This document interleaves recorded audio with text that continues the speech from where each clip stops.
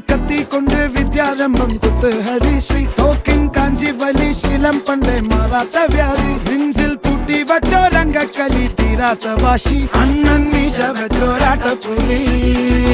ഇടയാൻ വന്നോർക്കും നിന്നോർക്കും പണ്ടേ ആപത്ത് കട്ടച്ചോര കൊണ്ട് ജ്യൂസ് അടിച്ച് സോഡാ